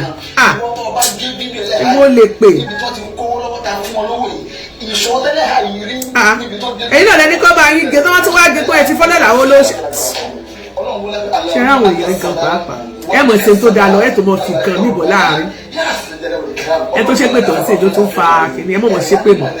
àwọn ìdílé lẹ́yà àwọn dúró tẹ́lẹ̀ ha o. inú wa ṣe o.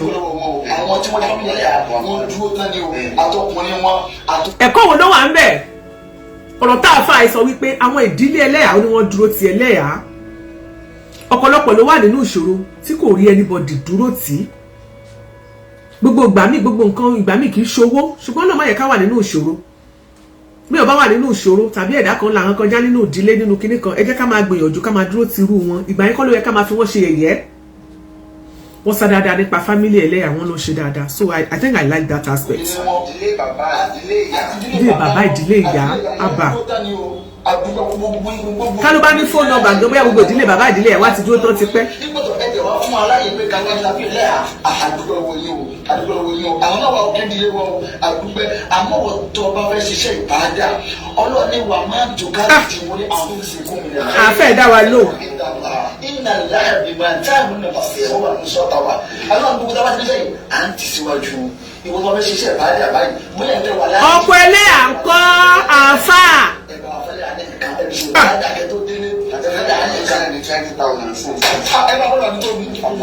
aláwọ̀ yẹn nífẹ̀ẹ́ wa wọ́n nífẹ̀ẹ́ mi wọ́n nífẹ̀ẹ́ wa ẹ máa bù fẹ́lẹ́ ànínú ṣọ́ọ̀bù ní sàbẹ̀ afọ́kọ́jà síbẹ̀ bọ́dà mi tí wọ́n pè mí máa ti bá parí ìtumọ̀ sálámù sí wọn wọ́n ní àwọn ọmọ rẹ̀ lẹ́yà náà lọ́wọ́ tí bá parí ìtumọ̀. pẹ́sọ̀ yẹn wá dà.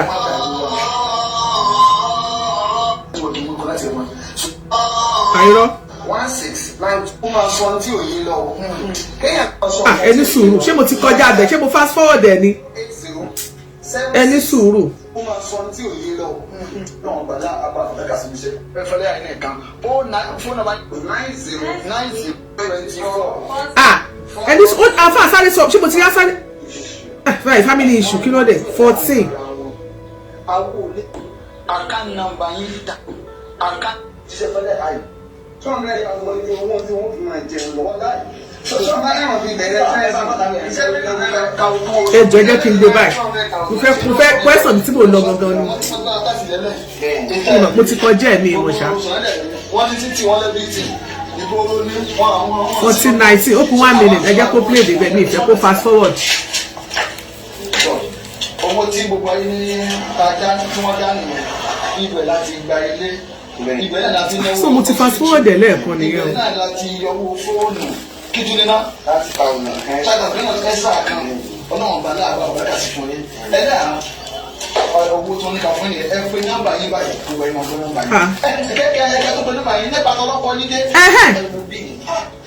nípa tọ́lọ́pọ̀ ẹ̀yin tẹ̀lé ọ̀pọ̀ ẹlẹ́hà ṣé kí n bẹ́ẹ̀ ọ̀pọ̀ ẹlẹ́hà ṣe rí ibi tíṣù ọkọ̀ wọn dé báyìí ó ti di family issue wọ́n á yanjú ẹ̀ láàrin ara wọn àwọn olè ṣẹ́lítì jù báwọn lọ tó nípa tọ́lọ́pọ̀ wọn dé àti tó yẹlẹ́ àtọ́jùmá ó ti di family. ó ti di family issue. family kìíní wọ́n ti ń pera ṣiṣẹ́ jù so kò síbi tí wọ́n ti máa bá ìyálẹ̀ bẹ́ẹ̀ni àsìkò ló yàgò ẹlẹ́à fẹ́yìn tẹ́ bá fẹ́ náà lẹ́wà lọ́wọ́ wọn. ẹni sùúrù ibi tá à ń lọ nìyẹn. mo ní ibi tá à ń lọ gangan la dé yìí lórí ọ̀rọ̀ tí mo ní mo fẹ́ sọ. àwọn tó gbègbèsè yìí wọ́n gbìyànjú wọ́n ṣe dáadáa mo fún wọn ní kudos wọ́n gbìyànjú mo dẹ̀ tún gbàdúrà mo gbà ládùúrà pé Ọlọ́run á jẹ́ kí ìrànlọ́wọ́ kó tún dìde jù báyìí lọ fún Eleha ṣùgbọ́n gbà tó máa fún wa ní update lórí ọ̀rọ̀ Alfa wọ́n ló ti di family issue family issue ẹ jọ̀ọ́ a fẹ́ gbọ́ update ìyàwó ni wọ́n fi jẹ́lẹ̀ Alfa pẹ̀lú ìwà tó wù yẹn ẹ fún wa ní update yẹn ṣe Alfa sì ṣe ó wúrú wà yẹn ó jẹ́ gbé ó jẹ lọ ni ṣé ibi tẹ́ ẹ ti ń sọ pé tọ̀ ṣé kìí ṣe pé ẹ ti tọwọ́ bọ̀ àmọ́ bóyá ẹ̀yin kan yìí tẹ́ lọ ìkọ́ là ń sọ o àwọn tó tọ̀ tó à ń béèrè general question ni kẹ́ má fi pé ẹ̀yin là ń bá wí o ṣé ẹ ṣe pé àwọn kan ti lọ tọwọ́ bọ̀ kéèsì yẹn because nínú gbogbo àlàyé tẹ́ ẹ ṣe ń sìn ẹ ṣàlàyé fún wa wípé wọ́n fi pé ìwà tí Alfa ìwù tó kù díẹ̀ káàtó wọ́n ti dá lẹ́kun wọ́n ti fojú ẹ̀ ṣe kinní kan wọ́n ti kí ló ṣe fún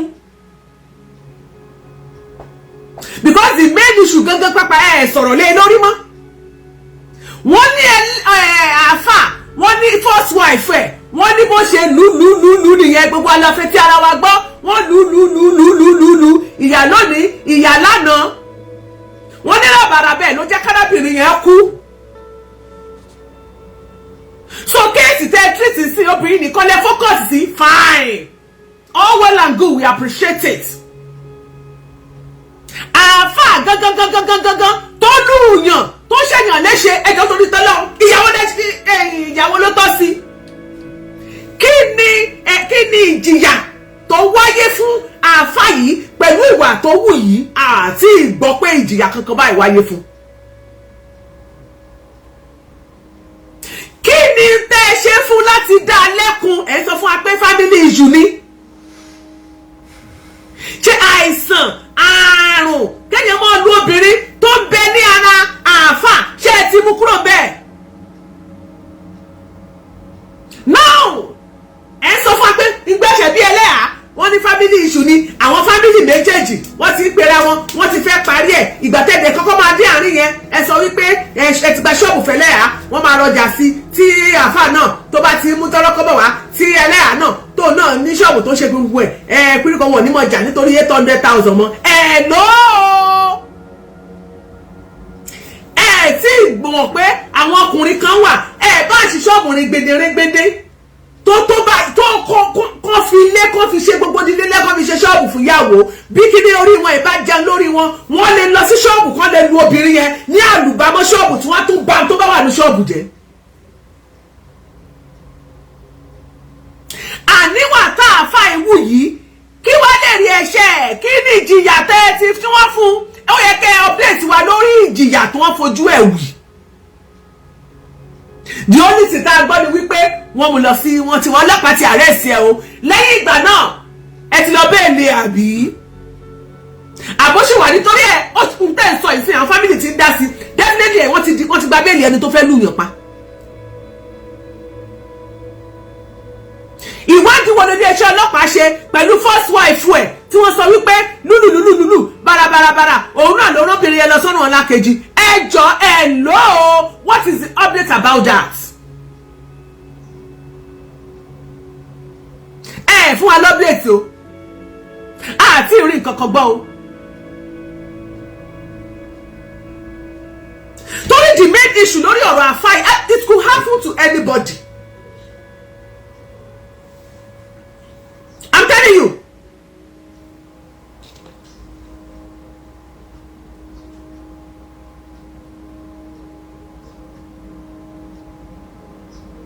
Wọ́n ní family issue ni.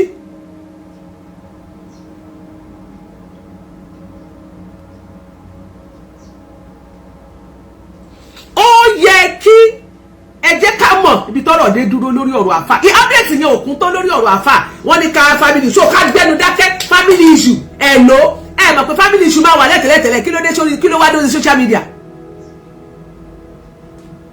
Ẹ lò family issue láago mélòó.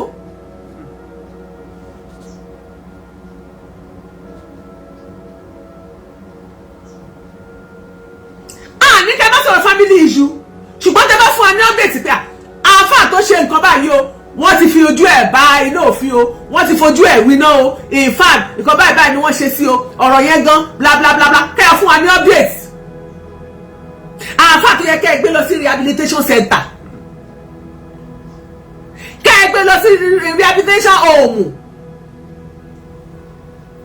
tó yẹ kó wà ní correctional center náà kó tó lọ sí ibi tẹ́ máa ti gbé lọ sí rehabilitation.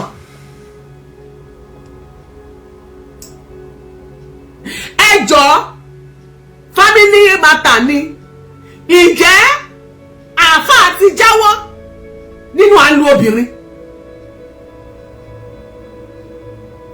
ṣé àáfàá ti ṣèlérí ẹnu fún yín?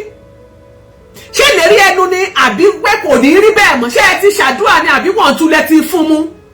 Bọ́sẹ̀dé GMK, God bless you my dear. àbí wọ́n tún lẹ́tí fún mú pé kò ní ṣe bẹ́ẹ̀ mọ́?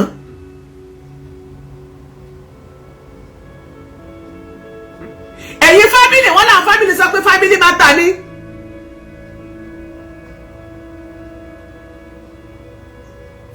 ìjẹ́ wọ́n ti seek for help fún àfáì. bóyá àfáì gan need the help pẹ̀lú àwọn ìwà tó ń wù yẹn. bóyá ó need the counseling pẹ̀lú àwọn ìwà burúkú tó ń wù ẹ̀ ní burúkú tó ń wọnú ẹ̀ yẹn. bóyá àwọn àlùjọ̀nú kan ló ń bá sọ̀rọ̀ pẹ̀lú iṣẹ́ àfáà tó ń ṣe iṣẹ́ ẹ̀mọ̀ níṣẹ́ ìtijọ́ gbogbo ẹ̀kú òtẹ́ ti ṣèwádìí ẹ̀ṣẹ́ ti ṣàyẹ̀wò ẹ̀.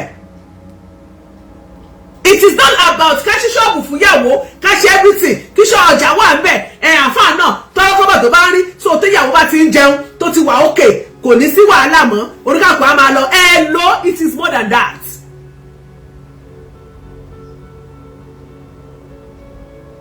àwọn ọkùnrin kan wà tí wọ́n bá fẹ́ ìyàwó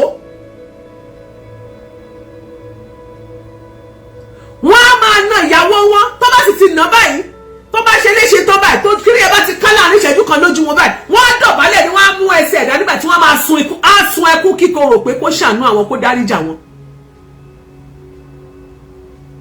dáríjì mi jọ I didn't know I promise not to do that. a máa sunkún gan tọ́pọ̀bìnrin yẹn máa rọ̀ báyìí pé ẹ tó nà mí tó ń sè ni. bóbìnrin yẹn bá kọ̀ǹtínú bẹ́ẹ̀ òkú ẹ̀ ni wọ́n padà gbé jáde nílé yẹn gbogbo ẹ bóyá torí irú ọkùnrin yẹn kó tó lè bá a gbé ó need the help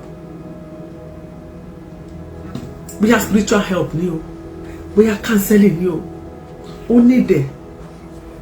ọkùnrin mi ò ní ìbágbọ́ kò ní ẹ̀kọ́ ìbágbépọ̀ pẹ̀lú obìnrin. Ìṣẹ̀dá bọ́lá ń ṣe ṣẹ̀dá àwọn obìnrin. A lè ní jọ̀gbọ́n, a lè ní lọ́wọ́, ká máa sọ, ká máa nag, kò sí ìtọ́ka àti ń ṣe nulẹ̀. Àròyé ni. Obìnrin mi lè frustrate ẹ. Ṣùgbọ́n ọkùnrin gbọ́dọ̀ ní ẹ̀kọ́ ìbágbépọ̀ pẹ̀lú obìnrin. Tó bá ti ní ẹ̀kọ́ yẹn, wàhálà inú ilé yẹn ò lè tòrò. Obìnrin kan la rí fídíò ẹ̀ lẹ́nu ọjọ́ mẹ́ta tí ọkọ ẹ̀ lù fry pan ló fi ń gbá orí ẹ̀, ló gbá ojú ẹ̀ lójú àwọn ọmọ.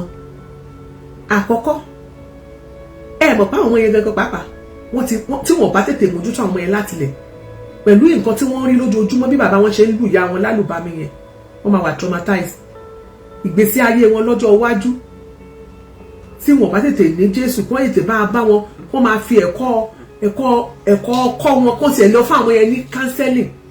Wọ́n lè dàgbà tó bá jọ́kùnrin lè di wider, ó lè di okay. Ṣé table tennis bad wọ́n ní kí ni table tennis ni, torí mi ò tẹ̀lé wù dáadáa, mo ṣà ń gbàgbàgbà ẹ̀rù tiẹ̀ ti bà ní, mo sáré gbé kúrò bẹ́ẹ̀ ni. Kí ni pàǹpà tẹ máa fi ń gbá table tennis yẹn, òun ló fi ń lu obìnrin báyìí, àtọjú àti mú tó ń gbá mọ́lẹ̀ ní ìtí ẹ̀ lè wò tó ń sì ṣe lójú àwọn ọmọ. Ẹjọ́ torí tọ́ náà, báwo ni mo ti wọ̀ kí table tennis bat, ó ti yé mi, báwo ni àwọn ọmọ ìwà wọn ló máa wù tó bá dọjọ́ iwájú. Èyí tó bá jẹ́ ọkùnrin náà tí bàbá ẹ̀ bá ti gbé kí ni table tennis bat tó ti fi na ìyàwó ẹ̀, bóyá ńgbà tó náà bá fẹ́ ya títí ẹ̀ kí ni wọ́n máa fi play snooker yẹn, kí ni wọ́n máa ń pè kí ni snooker stick yẹn, wọ́n máa fi play snooker yẹn, bóyá òun ló máa lọ gbé tá máa fi na ìyàwó ẹ̀.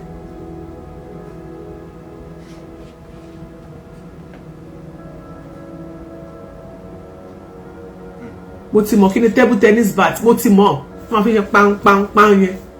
Ẹ ṣí máa mú mi Mọ́ráyọ̀, mú mi Adéolúwa Adépọ̀jù.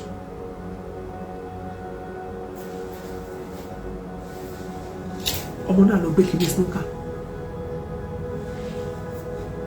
Mo fẹ́ sọ fún wa, irú obìnrin tó ń lù lálùbami bàbàǹbà yẹn ẹ̀ wọ́n ṣe nà lójú àwọn ọmọ. Ká ní pé wọn àrí fídíò yẹn báyìí, irú obìnrin yẹn ṣe àpòpọ̀ nú ni, ó ti jókòó sínú ilé yẹn gbàgbàgbà, wọ́n lù, wọ́n gbá ojú ẹ̀, wọ́n ń pẹ́ table tennis kí ni table tennis bat ló gbé lónìí. Tó bá di lọ́la yóò gbé kẹ́tù, yóò gbé fry pan, yóò yọgi, yóò yàdá, yóò yọ ìṣẹ́. Ẹ̀mí obìnrin dẹ̀ rí légbélégbé báyìí. Bíbélì gan sọ pé ohun ẹlẹgẹ́ ni yín o, ohun ẹlẹgẹ́ làwọn obìnrin jẹ́ o, ohun ẹlẹgẹ́ ni wá.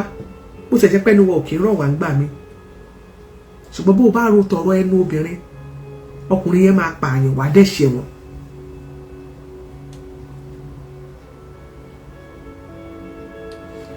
So irú obìnrin yẹn sìn kò yẹ kó wà nílé yẹn.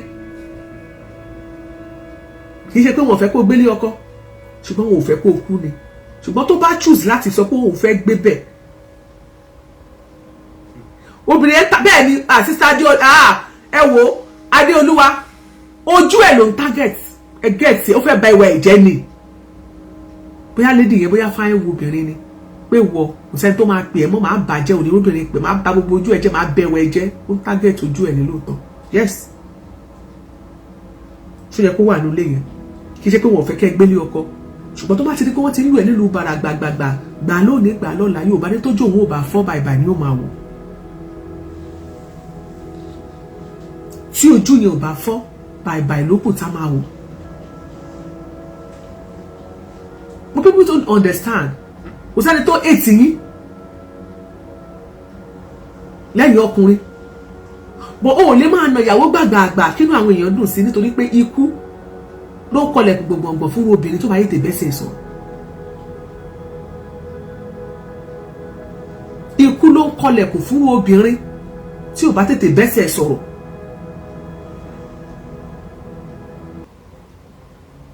So ẹ̀yin ẹ gbọ́dọ̀ gbogbo yín pátápátá, gbogbo obìnrin tó wà nílé ọkọ ni mò ń bá wí. Kò sẹ́ni tó ní kókó máa love ọkọ ẹ̀. Now it is good to love, but relationship tó bá ti mú ìkorò dání tí bitterness bá ti wà ńbẹ̀ ọkùnrin tó ṣe gbàgbàgbàgbà tó fẹ́ lù ẹ́ ó fẹ́ pa ẹ́ ó tún wá pa ẹ́ wọ́n ló má bínú ó tún gun àyè padà tínú kékeré bá tún bí á tún máa ṣe gbàgbàgbà sí ẹ ṣé wò mọ̀ pé ìwọ gangan fúnra rẹ̀ níwò obìnrin òun kanlẹ̀kùn lé ikú ni jókòó bẹ́ẹ̀. So lórí ọ̀rọ̀ Eleha yìí ẹ̀yin fámílì Eleha ìkọ̀kọ̀ táwa kàn fẹ́ kẹ́ ẹ mọ̀ ní pé number 1 wọ́n ní ìwà anú ọlọ àbí ìwà kìnnìkan yà ó lọ òkè fún ọlọ́lẹ̀ bí mo bọ́ ṣe máa ń pòwe yẹn ṣé wà tó ń bẹ lára àfà ṣó ti fàfà sílẹ̀ èyí tẹ́ bá jẹ́ fámílì àfà ẹ yẹ kẹ́ mọ̀ wípé àfà ní ìdìrànlọ́wọ́ ó ní the help ẹ lọ seek help fún àfà.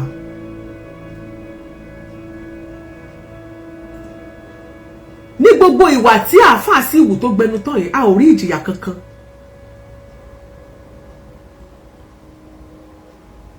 ó lọ sí ọlọ́pàá arrest ẹ̀ sáré lọ wíwá wọ́n ti lọ withdraw case. Oh ẹ jẹ́ kí ẹni yìí o ẹ ti lọ withdraw case ẹ ti gbé case yẹn wálẹ̀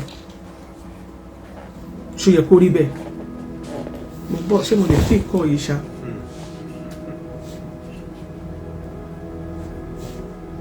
mi lè pí ìkọ́ yẹn ẹ má bínú mi lè pí ìkọ́ yẹn someone is trying to reach out to me. fẹ́ wá bá mi ṣe nǹkan lólè so kí lẹ fẹ́ ká sọ so èmi kọ́ fẹ́ sọ fún egbe yẹn fámílì Eleha àfẹ́kẹ́ gbé nǹkan padà lásán social media yìí o ìyẹn là nígbà fún yín please don't bring anything up ẹ má gbé nǹkan kan wá sórí social media lọ́la ẹ pé wọ́n nara àwọn àfẹ́gbọ́mọ́ tó sọ pé family matter yìí náà ní kẹ́ fi yanjú ẹ̀ ṣùgbọ́n bẹ́ẹ̀ ṣe yanjú ẹ̀ kẹ́ ẹ make sure wípé kọ́mọ yín tó padà sọ́dọ̀ àfà tó ní wọ́n ní wọ́n family wọ́n ní ti di family issue o family matter so family issue ká gbẹ́nu sàn ká gbẹ́nu wa kúrò àwa máa gbẹ́nu wa kúrò ṣùgbọ́n ẹ sọ fún Eleha àti family ẹ̀ àfẹ́ rí anything lórí ìkànnì mọ́ àwa náà gbàdúrà fún àwọn òtúlé àwa náà máa ń so nìgí ni àwa náà sọ pé kí ìdílé kankan ó tú ṣùgbọ́n àfẹ́kẹ́nikẹ́ni kó kú àsìkò kan dá àárẹ̀ kan dá àìsàn tó yẹ kó àìsàn tí ò gbé wá láàárọ̀ ọjọ́ àìsàn tọ́lọ́run ò fi sílẹ̀ àfikún mẹ́rin ẹ̀dá kan kó fi sínú ayé obìnrin ṣùgbọ́n tẹ́ ẹ̀ bá ṣeṣẹ́ ẹ̀yìn dáadáa torí wọ́n ti jáde sí wọ́n ní kádàpẹ́ wọ́n ní family issue ní káyè ká wọ́n sọ̀rọ̀ mọ́ lé lórí ká má sọ̀rọ̀ àfà tó lù ìyàwó ẹ̀ ká má sọ̀rọ̀ lé lórí wọ́n ti gbé jáde pé family issue ni so that family issue should remain your family issue that family issue should just stay there jẹ́jẹ́lì kó remain your family issue a ò fẹ́ gbọ́n kankan mọ́ lórí ìkànnì yìí ẹ má gbé ọ̀rọ̀ kankan wá sọ fún wa lórí ìkànnì yìí ìyẹn lèmi fẹ́ sọ fún yín ẹ má gbé nǹkan kan wá sórí ìkànnì kẹ́ wá sọ fún wa it should just remain family issue jẹ́jẹ́jẹ́ so ní àgbàdúrà kí gbàgbós mi wáyé anything tó bá wáyé ẹjọ́ tó ní tọ́lọ́ ẹ má gbà sórí social media torí tẹ́ ẹ bá gbé wá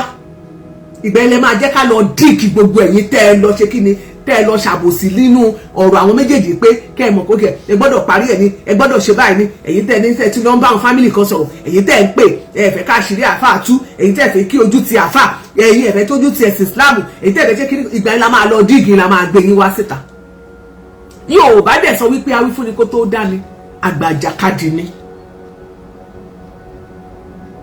so kó tó wá di wípé a máa wojú ara wa táàdé gbàdúrà ká wojú ara torí àgbàdúrà kí nǹkan tún ṣe wúmọ̀ yẹn mọ́ ẹ̀yin tẹ́ ẹ bá wà lábẹ́ ọ̀rọ̀ yìí ẹ̀yin tẹ́ ń bẹ nùgò tẹ́ ń jẹ́ jìn ẹ̀yin tó jẹ́ pé èrò mi ti ń bẹ tí onílù tó ń lù fún kinní kan wọ́n ní ìròmì tó ń jó tí onílù ẹ̀ wà lábẹ́ omi ẹ̀yin tẹ́ jẹ́ pé onílù tó ń bẹ lábẹ́ omi fún ìròmì tó ń jó ẹ jọ̀ọ́ torí tọlọ́run ẹ ṣe dìní fúnfẹ́ Eleha báyìí ẹ make sure wípé pínlẹ̀ àbá máa padà sọ́dọ̀ àáfàá ẹ ti ṣiṣẹ́ tó péye lórí àáfàá o torí report wà lẹ́ni pé àáfàá ò ṣẹ̀ṣẹ̀ máa ná obìnrin o mentality tẹ̀lé gbé wá fún àǹsìn pé tóbìnrin yẹn bá ti ní ṣọ́ọ̀bù ńsìn táàfàá ẹ̀wọ̀n bá táàfàá náà bá rí tóbìnrin yẹn bá ń rí kò ní máa síjà mọ́.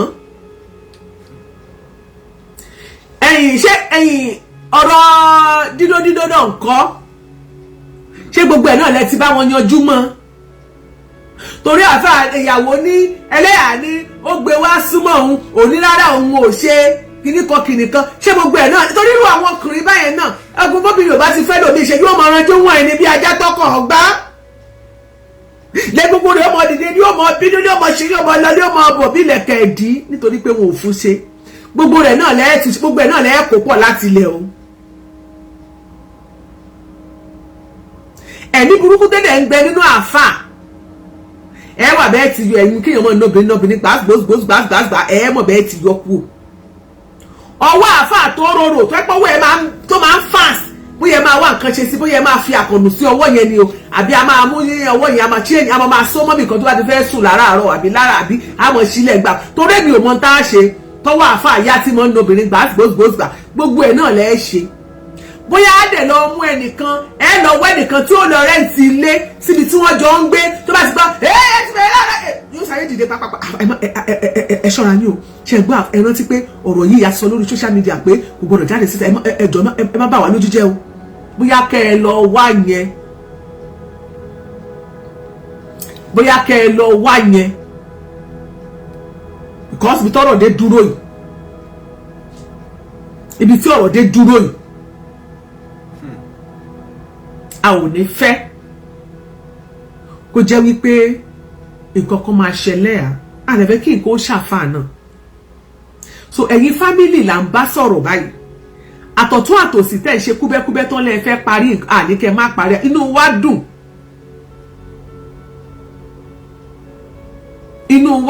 fún mi lọ́lá àdìgún ni bẹ́ẹ̀ wọ́n máa ń ranjú bí ọjà tọkọ̀ gbà ní